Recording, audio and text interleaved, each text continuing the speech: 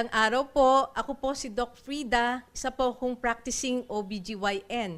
So nagpapasalamat po ako sa opportunity na binigay ni Doc Willie at Lisa Ong para makapag-share po sa inyo. So ang topic natin for today ay Polycystic Ovarian Syndrome, more commonly known as PCOS. Nowadays po, common po ang sakit na ito sa mga kababaihan at ang incidence po ay 8 to 10%. Sa nakaraang 10 taon, so dumoble po ang incidence na ito. So ang PCOS po ay isang endocrine disorder na nagdudulot po ng insulin resistance at androgen excess. So sounds technical po, pero kinakailangan po natin na magkaroon ng kaalaman tungkol sa PCOS para po ma-address agad ito kasi meron pong mga possible na complications kung hindi po agad ito magagamot. So ang mga pwede pong mangyari sa isang babaeng may PCOS ay magkaroon po ng infertility or hindi pagbubuntis. Kung nabuntis man, pwede pong itong mag-cause ng miscarriage or pagkakunan, gestational diabetes at hypertension during pregnancy. Pwede rin po itong magdulot ng metabolic disorder na tinatawag or yung type 2 diabetes at dyslipidemia na nagkakaroon po ng elevated na cholesterol at lipid profile. Eventually, pwede po itong makakos ng cardiovascular disease, pwede rin mag-cause ng depression due to hormonal imbalance, at yung most dreaded na complication ay ang pagkakaroon ng endometrial cancer. So para po mas maintindihan natin ang endocrine system, ang katawan po ng tao ay kinreate po ni Lord na very unique, masterpiece nga po ang tawag niya sa katawan ng tao.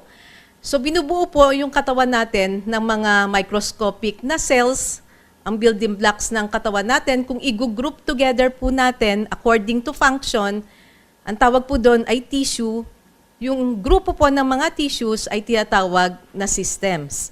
Yun po yung compartmentalized na sistema ng katawan ng tao. So yung mga common po sa atin, nervous system, cardiovascular, musculoskeletal. But for today, yung endocrine system po, yung i-discuss ko sa inyo. Yung endocrine system po ay binubuo po ng mga iba't ibang glands sa katawan natin, like yung more common na pancreas or lapay. Nagsisikret po ito ng insulin para po sa pag-absorb ng mga katawan natin sa mga kinakain natin. Yung thyroid gland naman po, nagpo-produce po ng mga thyroid hormones para po sa function ng iba't ibang bahagi ng katawan.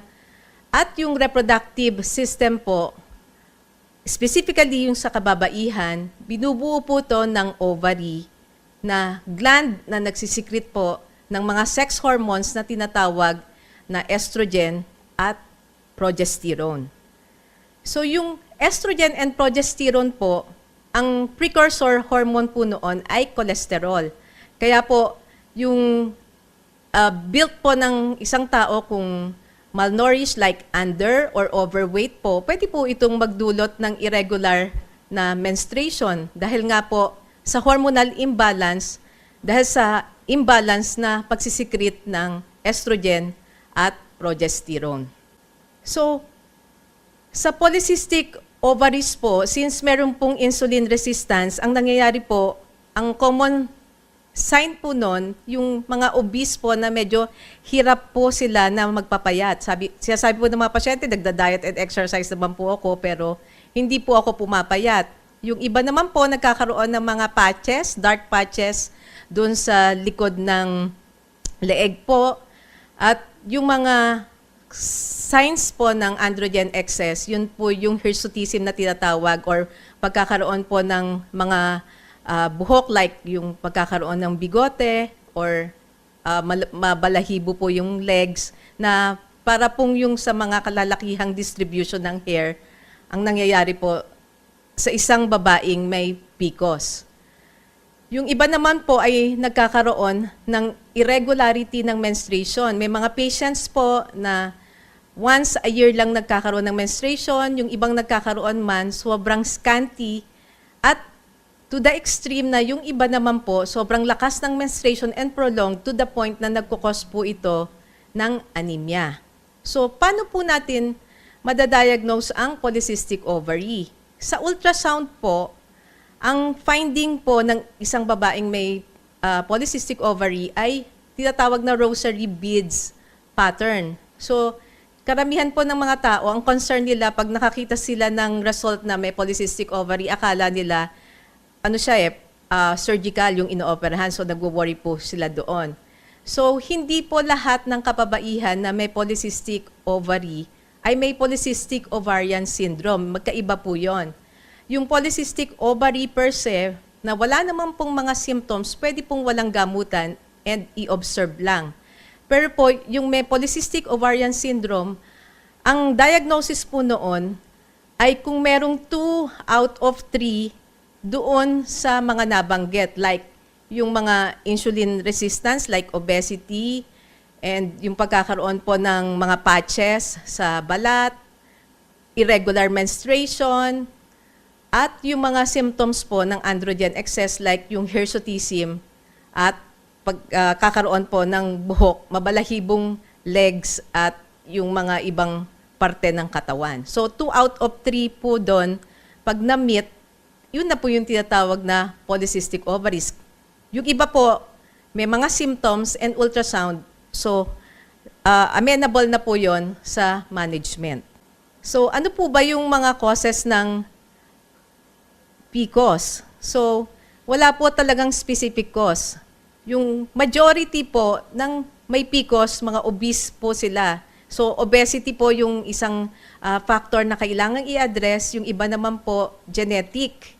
Ibig sabihin po na mamana.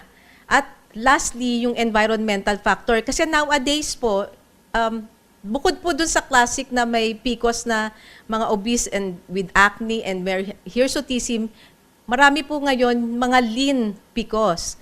Ibig sabihin, okay po yung weight nila and yet, meron po silang polycystic ovarian syndrome. Sa mga pag-aaral po nowadays, na pag-alaman, yung environment po ay isa sa mga factors na nagkakos nito. Yung mga tinatawag na endocrine disrupting chemicals or EDCs, in particular, BPA or bisphenol A. Ano po ba yung bisphenol A? Yung bisphenol A po ay chemical po na nandun sa mga cans na ginagamit po pag-store ng mga pagkain or yung mga plastic containers ng food, beverages, and water. Number 1, kailangan pong mag-lose ng weight. So, sa pamamagitan po ng proper diet and exercise. So, yung proper diet, alam naman po natin na masama po yung mga artificial sugars, iwasan po ang too much calories from carbohydrates. And nowadays, so yung mga intermittent fasting, maganda po yung feedback na very effective po siya.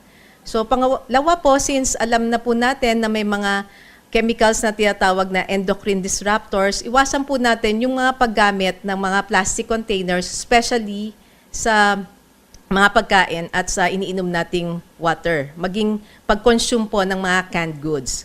So, para po ma-address yung mga specific problems sa menstruation, sa irregular menstruation, infertility, at sa iba pang problems concerning sa GYN system, mag-consult po kayo sa OBGYN kasi pwede po kayong bigyan ng mga medicines para dito. Like for example, kung irregular bleeding, pwede pong mag-prescribe ng mga combined oral contraceptives, yung mga anti-diabetic medicine, and sa infertility problems naman po, yung mga gamot to stimulate ovulation. So, maraming salamat po. I hope may natutunan po kayo. So, sa ngayon po, lagi po natin tatandaan, stay safe po tayo, keep healthy, and God bless you all.